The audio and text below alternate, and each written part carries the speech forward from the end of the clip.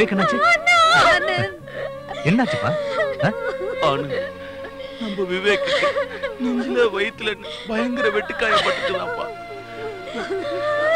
இன்னும் 24 மணி நேரத்துக்கு எதுவும் சொல்ல முடியாதுன்னு டாக்டர் இப்பதான்ப்பா சொல்லிட்டு போறாரு. ஒண்ணும் ஆகாதுமா, நான் போய் பார்த்துட்டு வரேன். தைரியமா இரு ப்ளீஸ். உள்ளலாம் போக கூடாது சார். ஏய் தள்ளுடா. அவரை விட்டு போடா, நீங்க போக கூடாது. நில்லுங்க.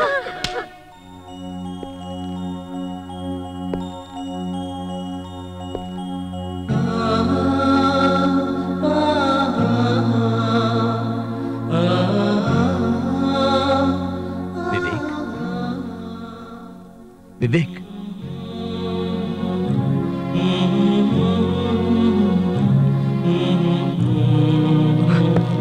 டாக்டர், ஏ விவேக் என்னாச்சு டாக்டர்? எந்த விவேக் சார்?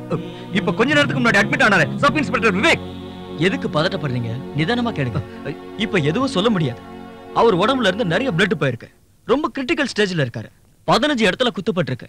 24 மணி நேரத்துக்கு அப்புறம் தான் எதுவும் சொல்ல முடியும். அவனுக்கு என்னென்ன ட்ரீட்மெண்ட் பண்ணணுமோ எல்லாமே பண்ணிடுங்க சார். அதுக்காக எவ்வளவு செலவானாலும் பரவாயில்ல. அவன் எனக்கு உயிரோட வேணும்.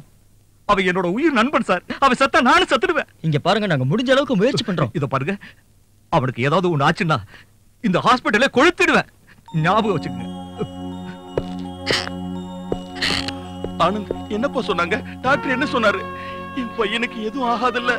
ஒண்ணும் ஆகாதுப்பா, லேசா தான் அடிபட்டிருக்கு. எல்லாம் சரியாயிடும் டாக்டர் சொல்லியிருக்காரு. அப்படின்னா நாங்க போய் பார்க்கலாம்ல? அவன் இப்ப ரெஸ்ட்ல இருக்கான். ஒரு 2 மணி நேரம் கழிச்சு நீங்க போய் பார்க்கலாம். அம்மாவுக்கும் பிரகதிக்கும் ஆறுதல் சொல்லுங்க. தைரியமா இருங்க, ஒண்ணும் ஆகாது. போங்கப்பா. சார், விவேக் அடிச்சது யாருன்னு தெரியுமா?